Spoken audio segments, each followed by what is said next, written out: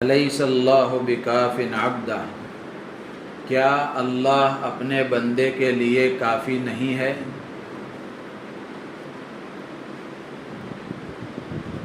یہ آیت اس کے شان نزول میں مفسرین نے لکھا ہے کہ کچھ کفار و مشرکین رسول اللہ صلی اللہ علیہ وسلم کو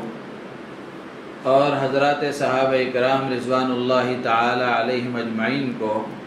دھمکیاں دیتے تھے اور ڈراتے تھے کہ اگر تم ہمارے بتوں کو، معبودان باطلہ کو اگر برا بھلا کہو گے، ان کی بے ادبی کرو گے تو تم بچ نہیں سکو گے، اس لیے کہ ان بتوں کا اثر بڑا سخت ہے۔ ہم ان بتوں سے کہہ کر تمہارا نقصان کر دیں گے یا تمہیں تکلیف پہنچائیں گے۔ تو اس طرح کی دھمکیاں کفار و مشرکین رسول اللہ صلی اللہ علیہ وسلم کو دیتے تھے اور حضرات صحابہ کرام رضوان اللہ تعالی علیہم اجمعین کو بھی دیتے تھے۔ تو اس وقت میں اللہ کی طرف سے یہ آیت نازل ہوئی کہ کیا اللہ تعالیٰ اپنے بندے کی حفاظت کے لیے کافی نہیں ہے؟ یہاں بندے سے مراد مخصوص بندہ یعنی حضور اکرم صلی اللہ علیہ وسلم کی ذات گرامی مراد ہے، لیکن مفسرین نے لکھا ہے کہ اگرچہ کہ ایک واقعے کے پیش نظر یہ آیت نازل ہوئی، لیکن قرآن کا جو پیغام ہے وہ قیامت تک کے لیے ہے۔ قرآن کا جو پیغام ہے اور قرآن کے جو مضامین اور قرآن کی جو نصیحتیں ہیں، یہ قیامت تک آنے والے انسانوں کے لیے ہے۔ تو جب یہ مضمون پڑھتے ہیں تو آدمی اسی طرح گزر جاتا ہے۔ مفتی شفیع صاحب رحمۃ اللہ علیہ نے لکھا ہے کہ یہ آیت اس سے ہمیں کیا سبق ملتا ہے، ہمارے لیے اس میں کیا عبرت کا سامان ہے، آدمی کو وہ بھی غور کرنا چاہیے۔ تو حضرت فرماتے تھے اور حضرت نے اپنی کتاب میں لکھا ہے کہ اگر کوئی آدمی کسی مسلمان کو ڈراتا ہے، دھمکاتا ہے کہ اگر تم فلاں غلط کام نہیں کرو گے یا فلاں حرام کام یا فلاں گناہ تم نہیں کرو گے تو تمہارے آفیسرز یا تمہارے جن کے تم محتاج ہو، جن کے پاس تم کام کر رہے ہو، یا تمہارے ایریے کے بڑے، تمہارے اور دوسرے ذمہ دار حضرات ناراض ہو جائیں گے، تم سے خفا ہو جائیں گے۔ اگر تم نے یہ غلط کام نہیں کیا تو یہ لوگ تم سے ناراض ہو جائیں گے۔ تو ایسی صورت میں بھی اس سے ہمیں یہ سبق ملتا ہے کہ اگر کوئی آدمی اللہ کو سامنے رکھ کر، اللہ سے ڈرتے ہوئے اور گناہ سے بچنے کے ارادے کے ساتھ کسی حرام کام کے کرنے سے انکار کرتا ہے، اللہ تعالیٰ اس کی حفاظت فرماتے ہیں۔ دنیا کی ملازمتوں میں اس کی مثالیں بے شمار آپ کو ملیں گی۔ بہت سارے ڈپارٹمنٹس میں آپ کو ملے گا رشوتوں کا بازار گرم ہے، رشوتیں اور رشوتوں کا لین دین عام ہے، رشوت کے بغیر کوئی کام ہوتا ہی نہیں ہے۔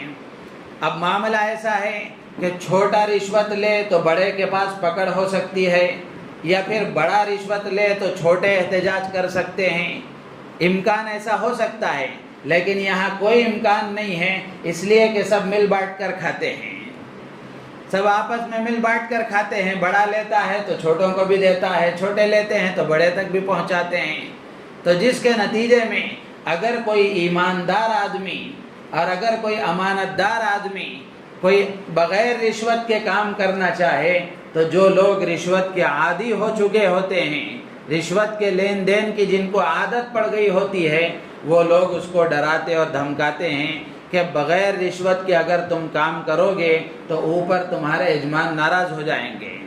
یا پھر تمہاری ڈیوٹی ختم ہو جائے گی،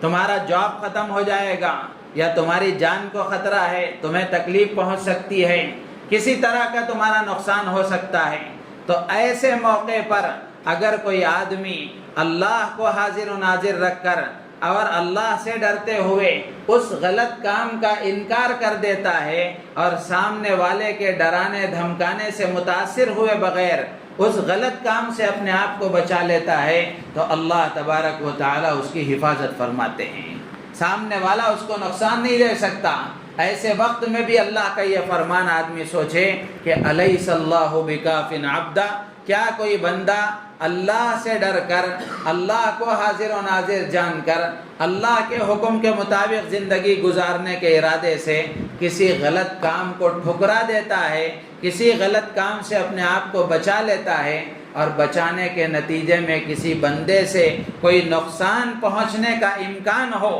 تو کیا اللہ اس بندے کی حفاظت کے لیے کافی نہیں ہے؟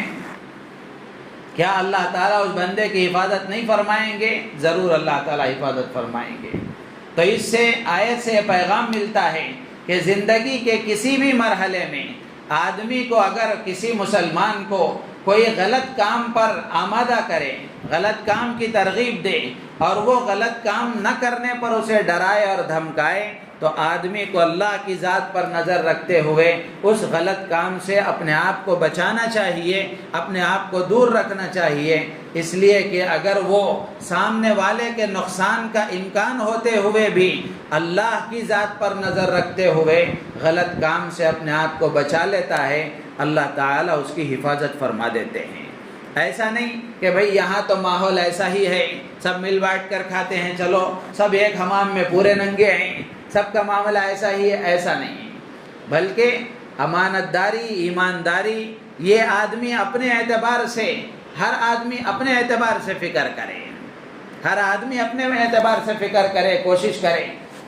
ہاں اس میں امکان ہوتا ہے اس بات کا کہ اگر کوئی امانت داری دکھائے گا، کوئی ایمانداری سے کام کرے گا تو جاب کے چلے جانے کا یا پھر اس ڈیوٹی کے ختم ہو جانے کا امکان ہوتا ہے۔ علماء نے لکھا ہے تو آدمی کو چاہیے کہ وہ ایسی ڈیوٹی کو ختم ہی کر دے، چھوڑ ہی دے جس میں رشوت کا لین دین ہو یا جس میں گناہ کا ارتکاب ہو۔ آدمی کوشش کر کے جتنا جلد ہو سکے کوئی دوسری ملازمت اختیار کر لے، اس غلط کام کے ساتھ اس ملازمت میں اپنے آپ کو لگائے نہ رکھے، اس لیے کہ روزی کا معاملہ اللہ کے حوالے ہے، روزی کا معاملہ اللہ کے حوالے ہے، روزی اللہ دیتے ہیں۔ اگر آدمی حلال طریقے سے اس کو حاصل کرنے کی کوشش کرے گا تو اس پر اس کو اجر و ثواب بھی ملے گا اور اللہ کی طرف سے اس میں برکت بھی ہوگی۔ اگر حرام راستوں سے اختیار کرے گا تو اس کا حاصل کرنا بھی اس کے لیے گناہ کا سبب ہے، اس کا وہ پیسہ اس کے پاس ہونا وہ بھی گناہ کا سبب ہے، چھوڑ کر ترکے میں اگر دنیا سے چلا گیا تو وہ بھی جہنم کا ایندھن ہے۔ تو اس سے یہ پیغام ملتا ہے کہ اللہ تبارک و تعالیٰ اپنے بندوں کی حفاظت فرماتے ہیں۔ اگر کوئی اللہ پر بھروسہ کر کے، اللہ کی ذات پر نظر کر کے اگر غلط کام سے اپنے آپ کو بچاتا ہے تو اللہ تعالیٰ بندوں کے نقصان سے اس کی حفاظت فرماتے ہیں۔ ڈرانے والا، دھمکانے والا، چاہے مسلمان ہو چاہے دوسرا ہو، چاہے جس کو ڈرایا اور دھمکایا جا رہا ہو وہ بھی مسلمان ہو اور ڈرانے والا بھی مسلمان ہو، یا پھر ڈرانے والا کوئی اور ہو، تو مسلمان کی ذمہ داری یہ ہے کہ وہ کسی غلط کام میں اپنے آپ کو نہ ڈالیں، غلط کام میں اپنے آپ کو مبتلا نہ کریں۔ تو اس آیت سے یہ پیغام ملتا ہے۔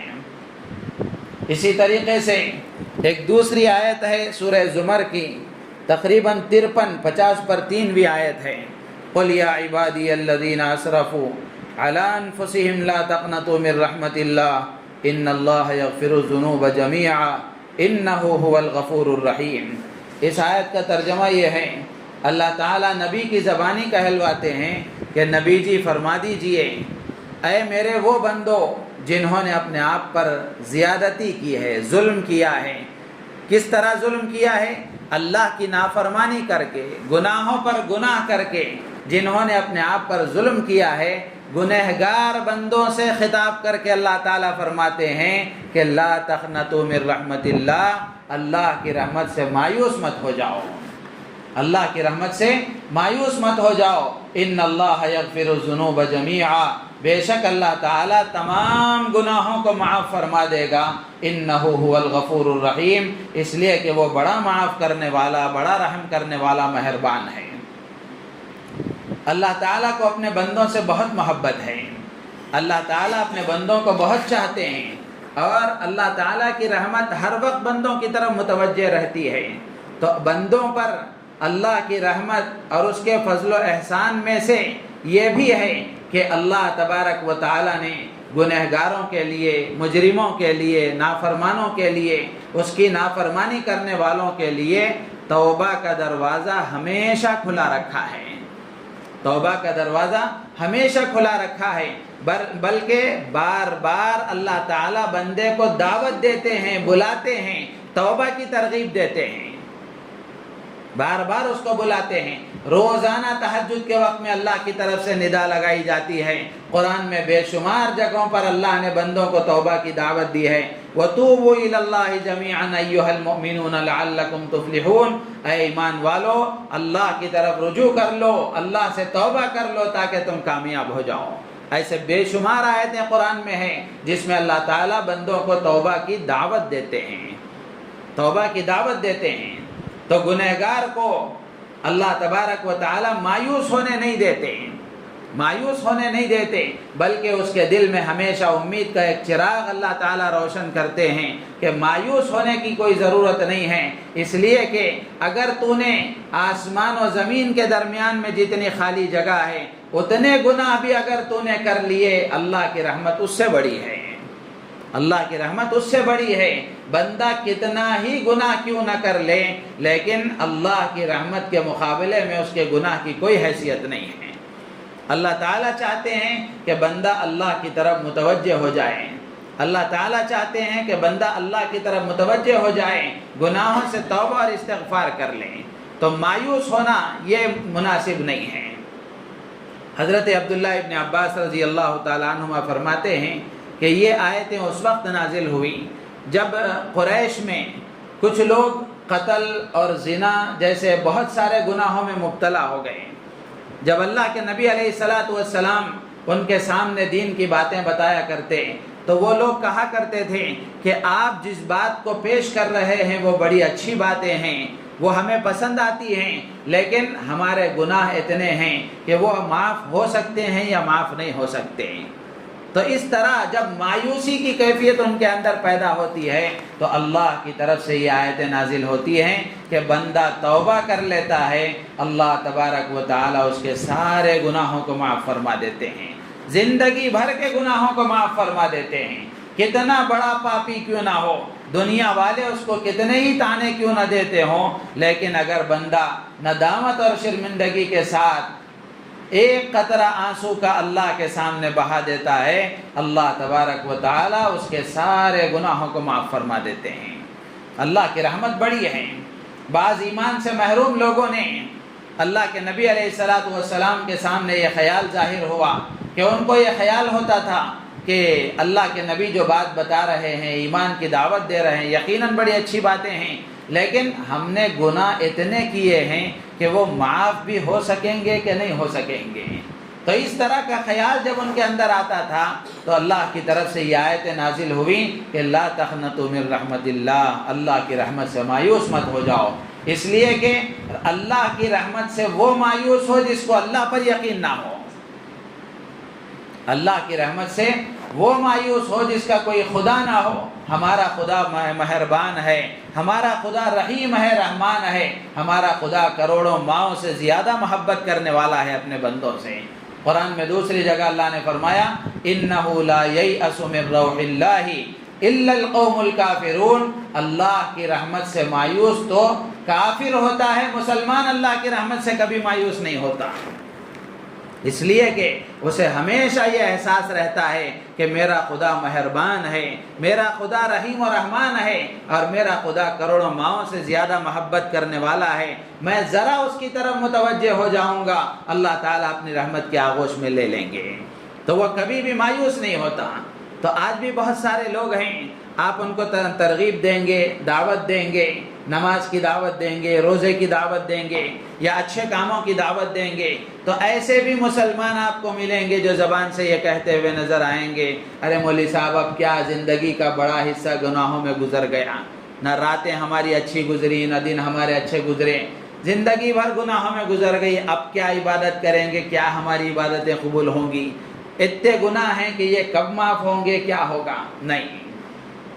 یہ چیزیں تکبر کی علامت ہے، تکبر کی علامت ہے۔ اگر کوئی آدمی زبان سے ایسے الفاظ کہتا ہے تو گویا وہ اپنے گناہوں کو بڑا سمجھ رہا ہے، اللہ کی رحمت کو چھوٹا سمجھ رہا ہے۔ تو اس لیے ایسے جملے زبان سے نہیں کہنا چاہیے، اور آدمی کو مایوس نہیں ہونا چاہیے۔ جس لمحہ آدمی کو احساس ہو جائے، چاہے وہ کتنے ہی گناہ کیا ہوا کیوں نہ ہو، ہزاروں مرتبہ توبہ کو توڑا کیوں نہ ہو، اگر آدمی 1001ویں مرتبہ اللہ کی طرف متوجہ ہوتا ہے، اللہ تعالی بندے کا اسی طرح استقبال فرماتے ہیں، اسی طرح اس سے خوش ہوتے ہیں جیسے پہلی مرتبہ وہ آیا تھا تو اللہ خوش ہوتے ہیں۔ تو اس لیے اللہ کی رحمت سے مایوس نہیں ہونا چاہیے، اپنے گناہوں سے توبہ اور استغفار، اپنے گناہوں سے اللہ سے معافی مانگنا، اس کا اہتمام ہونا چاہیے۔ لیکن گناہوں سے مایوس ہو کر کے آدمی اللہ کی رحمت سے مایوس ہو جائے، یہ مسلمان کی شان نہیں ہے، یہ مسلمان کی شان نہیں ہے۔ توبہ کا دروازہ ہمیشہ کھلا ہوا ہے، بلکہ دنیا میں اگر کسی پر کوئی مقدمہ درج ہو جائے تو اگر کورٹ سے وہ باعزت بری بھی ہو جائے، کورٹ سے وہ باعزت بری بھی ہو جائے، لیکن اس کا نام مجرموں کی فہرست میں ہمیشہ لکھا ہوا رہتا ہے۔ یعنی اس پر کبھی یہ مقدمہ لگا تھا، کبھی اس پر یہ گناہ ثابت ہوا تھا، بعد میں پھر اس کے دلیل نہ ملنے کی وجہ سے بعد میں وہ باعزت بری ہوا ہے، تو اس کا ریکارڈ تو ہمیشہ موجود رہے گا۔ اللہ کی مہربانی پر قربان جائیں، اللہ کیسا مہربان پروردگار ہے کہ بندہ اپنے گناہوں سے توبہ کر لیتا ہے تو اللہ تبارک و تعالی پورا ریکارڈ ہی مٹا دیتے ہیں۔ جن ہاتھوں سے گناہ ہوئے اللہ وہ ہاتھوں کو بھلا دیتے ہیں، جن پیروں سے گناہ ہوئے اللہ وہ پیروں کو بھلا دیتے ہیں، جن فرشتوں نے دیکھا تھا ان فرشتوں کو بھلا دیتے ہیں، اعمال نامے میں جو لکھے ہوئے تھے وہاں سے مٹا دیتے ہیں، وہاں سے مٹا دیتے ہیں۔ ریکارڈ بھی برقرار نہیں رکھتے، ریکارڈ بھی باقی نہیں رکھتے ہیں۔ جو گناہ ہو گیا، گناہ ہونے کے بعد وہ ریکارڈ میں تو آتا ہے، لیکن جب بندہ توبہ کر لیتا ہے تو وہ ریکارڈ بھی ختم ہو جاتا ہے، ریکارڈ بھی مٹا دیا جاتا ہے۔ حدیث میں اللہ کے نبی علیہ السلام نے فرمایا التائب من الذنب کمن لا ذنب لہ۔ کتنی پیاری بات اللہ کے نبی نے فرمائی کہ جو آدمی گناہوں سے توبہ کرتا ہے وہ آدمی ایسا ہے جیسے اس نے گناہ کیا ہی نہیں۔ گناہوں سے توبہ کرنے والا ایسا ہے جیسے اس نے گناہ کیا ہی نہیں۔ تو اس لیے رمضان کا مقدس مہینہ چل رہا ہے، مغفرت کا عشرہ چل رہا ہے، ہر آدمی گنہگار ہے، ہر آدمی گنہگار ہے، ہر آدمی سے کچھ نہ کچھ گناہ ہوئے ہیں، نوجوان ہیں، بوڑھے ہیں، عورتیں ہیں، سب سے گناہ ہوئے ہیں۔ تو ہمیں اللہ کی رحمت پر نظر رکھتے ہوئے اپنے گناہوں سے معافی مانگنی چاہیے۔ تہجد کے وقت میں، افطار کے وقت میں، ہر فرض نماز کے بعد، یا پھر جب ہم اپنے آپ کو اللہ کی طرف متوجہ کر لیں، ذرا تنہائی میں اللہ کی طرف متوجہ ہو کر توبہ اور استغفار کریں گے اور 2 آنسو ندامت کے قطرے ہماری آنکھوں سے گر جائیں گے، اللہ تبارک و تعالی زندگی بھر کے گناہوں کو معاف فرما دیں گے۔ تو اس لیے مغفرت کا عشرہ چل رہا ہے، بہت جلد ختم ہونے والا ہے، تو ہماری ذمہ داری ہے کہ ہم اللہ سے معافی مانگیں، توبہ اور استغفار کریں، اللہ سے اپنی مغفرت کا پروانہ حاصل کریں، اس لیے کہ مغفرت کے عشرے میں مغفرت کے پروانے اللہ کی طرف سے تقسیم ہوتے ہیں،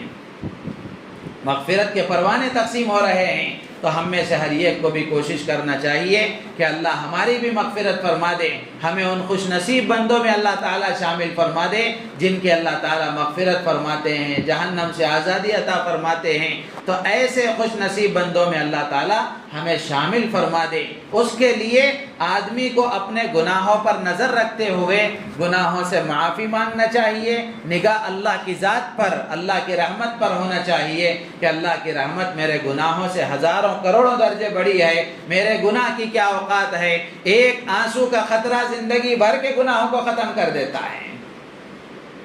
اگر کوئی آدمی ایمان میں نہیں تھا، زندگی بھر کفر میں رہا، لیکن مرنے سے تھوڑی دیر پہلے ایمان میں آ گیا، کلمہ پڑھ لیا، زندگی بھر کا کفر اللہ معاف فرما دیتے ہیں، زندگی بھر کا کفر معاف ہو جاتا ہے۔ کتنی بڑی خوش نصیبی کی بات ہے، کتنی بڑی سعادت کی بات ہے۔ تو اس لیے اللہ بہت مہربان ہے، اللہ بہت مہربان ہیں، بندوں کو بہت چاہتے ہیں۔ اللہ چاہتے ہیں کہ میرے بندے میری طرف واپس آ جائیں، مجھ سے رجوع کریں، توبہ اور استغفار کریں۔ تو اس لیے اللہ نے قرآن میں نبی کی زبانی کہلوایا کہ لا تقنطوا من رحمت اللہ، کہ اللہ کی رحمت سے مایوس مت ہو جاؤ۔ اللہ تعالی ہم سب کو عمل کی توفیق